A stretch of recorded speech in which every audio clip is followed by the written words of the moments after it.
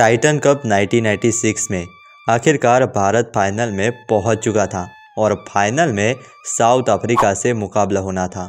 वही south Africa जो इस टाइटन कप में भारत को 3 बार हरा चुकी थी और भारत ऑस्ट्रेलिया को 2 बार हराकर यहां पहुंचा था। इसमें भी भारत को अपना पूरा जोर लगाना पड़ा था, तब जाके भारत फाइनल में पहुंचा था। पहले तो भारतीय टीम की फाइनल में पहुंचने की उम्मीद भी नहीं थी।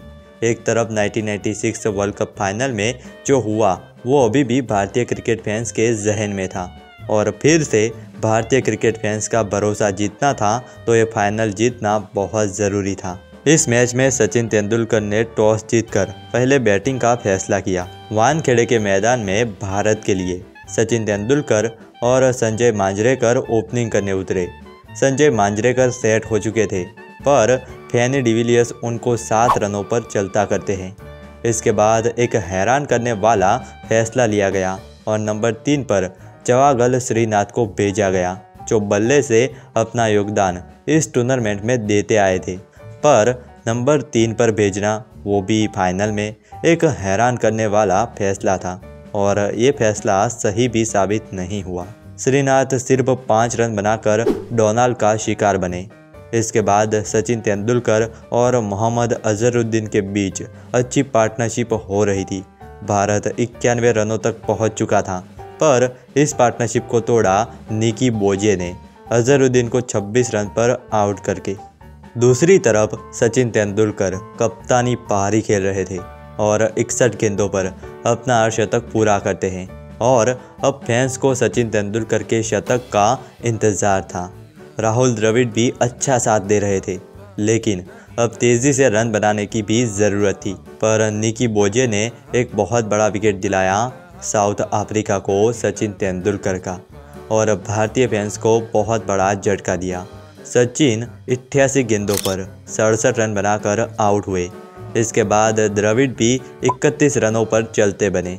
इसके बाद बैटिंग करने आए अजय जडेजा और उनका स्वागत फुल टॉस बाउंसर से किया गया।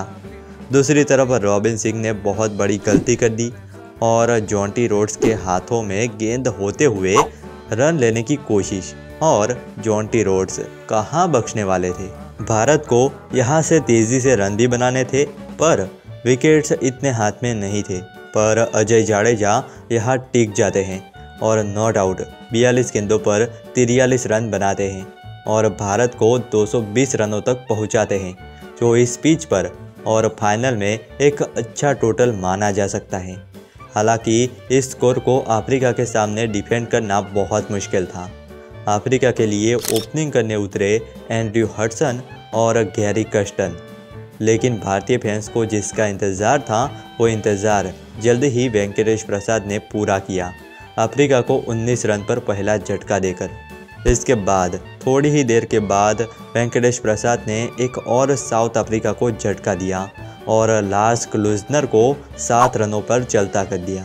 परंतु गैरी कस्टन अच्छा खेल रहे थे पर सचिन ने आक्रामक कप्तानी की और शॉर्ट लेग पर द्रविड़ को खड़ा किया और अनिल कुंबले को गेंद दी और द्रविड़ के हाथों कुंबले ने कस्टन को 23 रनों पर चलता किया। इसके बाद अनिल कुंबले ने जॉन्टी रोड्स को भी आउट कर दिया। इसके बाद तो विकेटों की लाइन लग गई।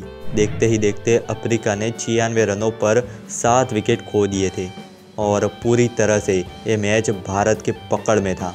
पर डेविड रिचर्डसन और पैट सिमकॉक्स हार मानने को तैयार नहीं थे। इस जोड़ी को प्रसाद ने तोड़ ही दिया था पर वो नो बॉल थी। इसके बाद इस जोड़ी ने तेज़ी से रन बनाना जारी रखा और करीबन 90 रन की पार्टनरशिप कर डाली।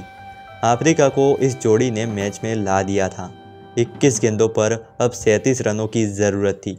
तभी प्रसाद ने रिचर्डसन को 43 रनों पर रॉबिन सिंह के हाथों कैच करा दिया और अफ्रीका की आखिरी उम्मीद सिमकॉक्स को कुंबले ने 48 रनों पर चलता किया। कुंबले ने एलएम डोनाल्ड को पहली ही गेंद पर आउट कर इस कहानी को समाप्त कर दिया। ये वही भारतीय टीम थी जो इस टूर्नामेंट में 3 बार अफ्रीका से हार चुकी थी। ये वही भारतीय टीम थी जिसे टूर्नामेंट का दावेदार भी नहीं माना जा रहा था। ऐसा कहा जा रहा था कि कहाँ भारतीय टीम साउथ अफ्रीका और ऑस्ट्रेलिया के सामने टिक पाएगी। पर सचिन तेंदुलकर ने ये मुश्किल काम करके दिखाया था। अपने बल्ले से इस टूर्नामेंट में सचिन तेंदुलकर ने सबसे ज़्यादा 317 रन बनाए थे और भारतीय फैंस को खुशी के पल दिए थे।